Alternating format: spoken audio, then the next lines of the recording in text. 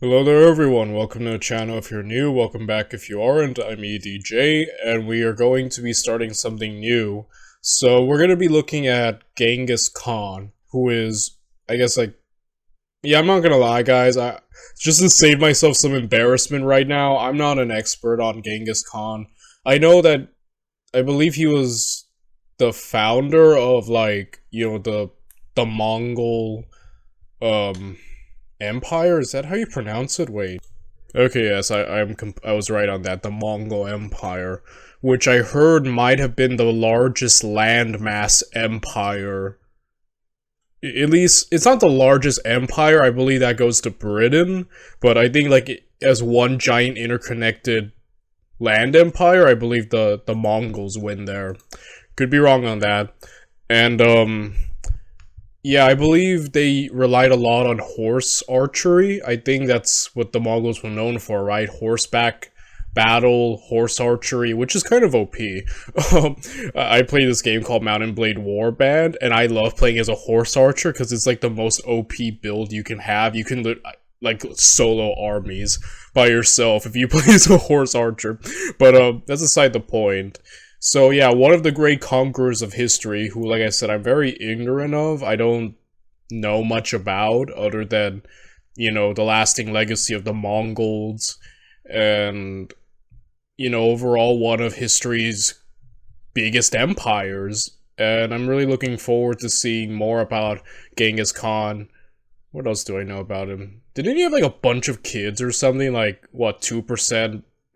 Like something like he had a lot of children and descendants and something like that. I could be wrong, but like I said, I'm just trying to go by what little I know.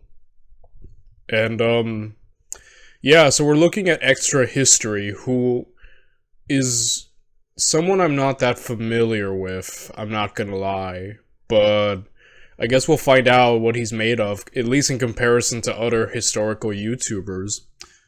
Yeah, I don't really have much else to say. We should just get into it.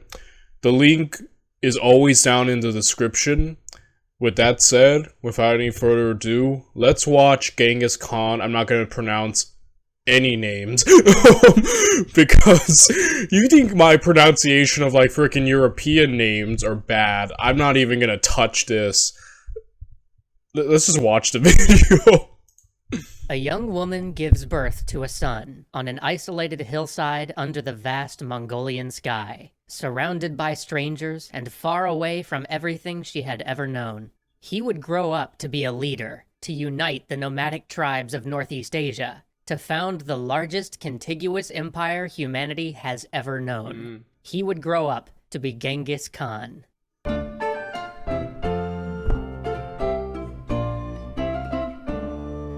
The story of Genghis Khan truly begins with his mother, Olun.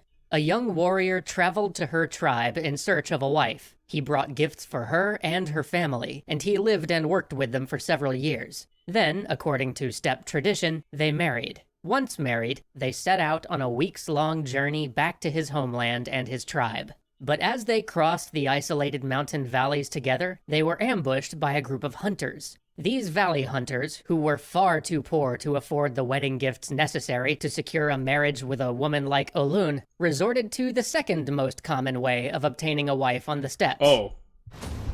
This isn't the end. Oh my goodness. You'll never leave Japan alive.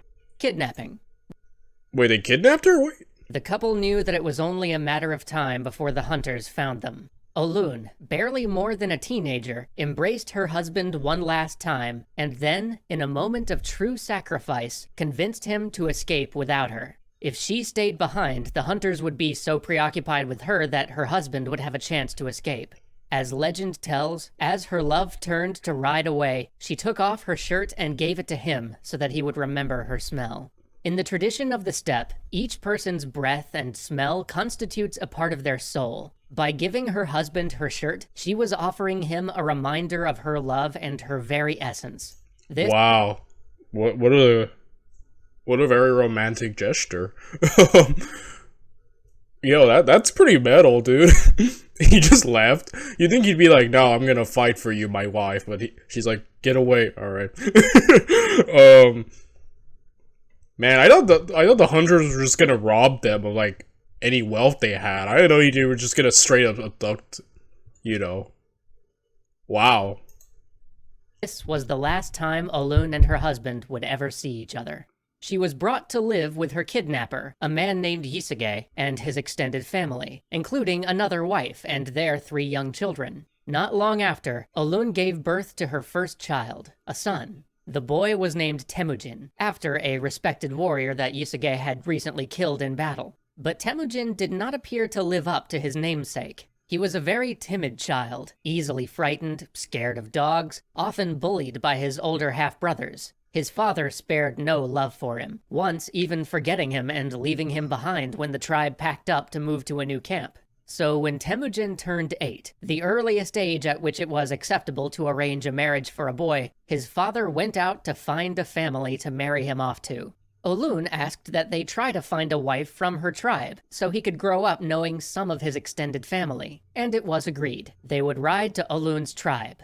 A few days into their journey, they stopped at a small yurt to eat and rest. The family hosting them had a young daughter named Borte. The children seemed to get along, and after some negotiation, Yisuge arranged for Temüjin to work for the family for several years as a sort of dowry. By the time his service was complete, the children would be old enough to marry. Thus, Temüjin was betrothed to Borte, and his father left him behind to return to his wives and other children. Along the way back, Yisuge came across a group of warriors celebrating a feast. As he sat down to join them, one of them recognized him as the man who had killed their comrade, Temüjin, the man Yisuge had named his son after. To exact revenge, they secretly poisoned his food. The poison didn't kill him immediately. He survived long enough to stagger home to his camp. His family realized the end was near and sent a messenger to summon Temüjin, but they were too late. By the time Temüjin returned, his father had died. Without anyone to provide for them, the 2 wives and 7 children Yisuge left behind were forced to fend for themselves. As their tribe abandoned them, Olun mounted a horse and mile after mile followed them, holding her husband's horsehair spirit banner aloft to remind them of the service he'd done. An old man took pity on them. Yo, that's pretty metal, wow. This is already kind of like, I'm sorry if I'm quiet, like I said, I'm so ignorant of Genghis Khan's life. So, like, I'm just trying to absorb as much as I can. I'm also trying to repeat the names in my head, so I can try to pronounce them. Temüjin? Temüjin. Okay, remember that. I'm so sorry. Spoke up, saying that the band should be ashamed of abandoning the family of a warrior. That moment forever changed Temüjin, because, for his kindness, the old man was run through with a spear. Temüjin was devastated. This tragic event marked the beginning. Yo, those guys suck. That tribe sucked. But, oh, that sucks. Poor old man. Dang, man. Brutal world, man. Like, I don't know much about the nomadic societies, but if they're all like that, brutal time, right? Brutal. Just brutal. Of a long, harsh road that would eventually turn this young boy into Genghis Khan. That night, the tribe stole the family's animals and left, seemingly condemning them to certain death. But once again, Olun saved not just her children, but the entire extended family. She spent days foraging for food. The children bent her sewing needles into fish hooks and made arrows from sticks to hunt rats and small birds. They learned to tie bones to their shoes to make ice skates, both to play and also to hunt animals across the ice. Temüjin learned not only survival techniques, but fundamental tactics. Temüjin had few friends aside from his siblings and half-siblings. So, Olun, right? I think that's the way he's pronouncing it. Again, I apologize for the way that I pronounce anything. But, Olun's kind of brave. Like, what the heck? Like, I don't know how accurate you say, as legend goes in the beginning, right? That she let her husband get away, but, like, and then here, instead of, like, accepting death, rallying the family to keep surviving, like, she's kind of like a... she's a female Chad, you know? I'm not sure we have a term for a female Chad, but still, a Chad nevertheless. Like, she's got that, like, leadership bravery. Kind of reminds me of my mom, you know? siblings in the isolated steppe, but he did manage to befriend another child whose family sometimes camped nearby, a slightly older boy named Jamuka. The boys hunted and played and explored the mountains together. Twice in their childhood, they swore an oath to be Ande, or blood brothers. The first time, early in their friendship, they traded dice made from the knuckle bones of sheep, one of the few luxuries available to a child on the steppe. The second time, as young teenagers, they traded handmade arrowheads. After years of surviving as outcasts, Temujin's older brother began to assert himself as the leader of the family. To show his dominance, he stole a fish that Temujin had caught. Later that same day, he stole a bird that Temujin had shot while hunting. Upset, Temujin and his half-brother Belgute went to their mother to tell her what happened. She said that they should worry more about the tribe who had abandoned them than fighting amongst themselves. Emotions raged, and Temujin stormed out. He would take matters into his own hands. He had had enough of other people taking from him. Killing his half-brother would make him the oldest male in the family. Then he would answer to no one. Temujin and Belgute tracked their older brother to a secluded spot in the woods. Their half-brother warned them that without him, they would have no allies left in the world. But the two brothers fired their arrows, and the shots were true. Dang, that escalated quick, right? It went from, okay, you took my stuff, I'm gonna murder you now. It's like, all they got is like the family, right? Like, oh my goodness. That escalated quickly. from like this I mean, granted, you know, stealing, complete jerk move. But man, that's insane, man. Yeah, I got a feeling Temujin's about to be very brutal, because, like I said, I'm very ignorant of Genghis Khan, but you don't conquer that much land unless you're a brutal person, right?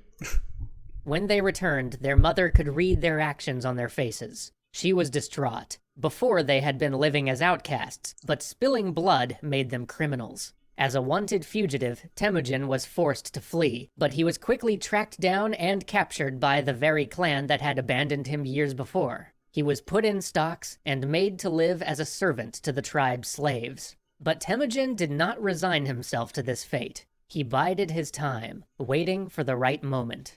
One day, he had been put under the care of a particularly small and easily distracted young boy. The warriors in the tribe were intoxicated after a day spent drinking. When nobody was looking, Temujin quickly swung his stocks around and knocked his young guard unconscious. Putting his self-taught tactics to work, he hid in some reeds nearby. He knew that his captors would assume that he had tried to run away and attempt to chase after him. Once the warriors had left the camp, Temujin escaped his stocks with the aid of a sympathetic local family and fled into the night.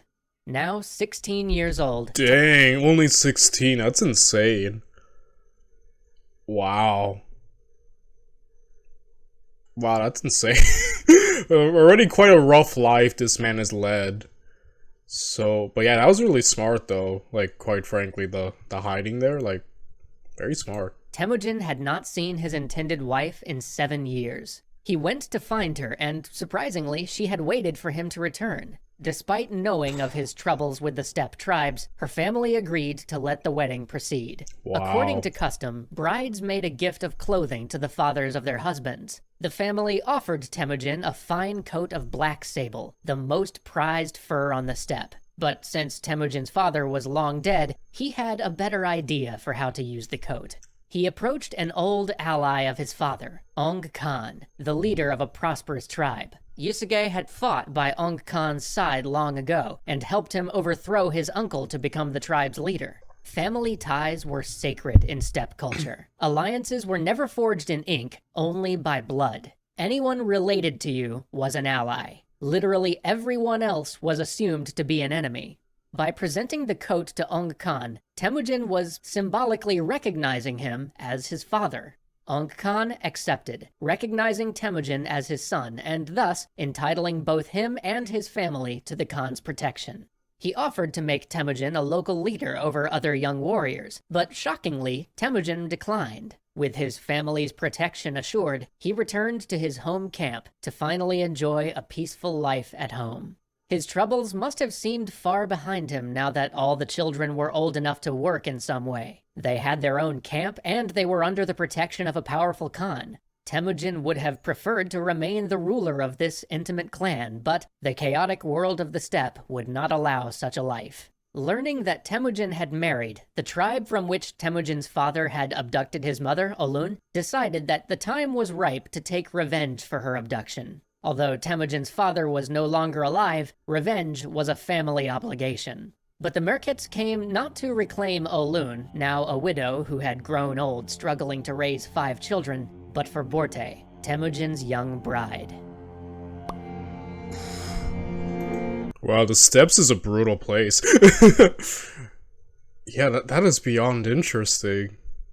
Already probably one of the roughest upbringings we've seen so far. I'm really looking forward. I'm like, I'm gonna probably try to binge this all in one sitting while the knowledge is still, simmering in my head. So I'm just gonna jump to the next one. I'll be seeing you guys in the next time. That was a really interesting, informative video, though. Like I said, I don't really know a lot about extra history, but overall pretty good, you know? So, yeah, I'm looking forward to seeing where this all goes. I'll probably have to rewatch this right now, just to make sure I caught some things. So, yeah, I'll see you on the next one. Bye, everyone.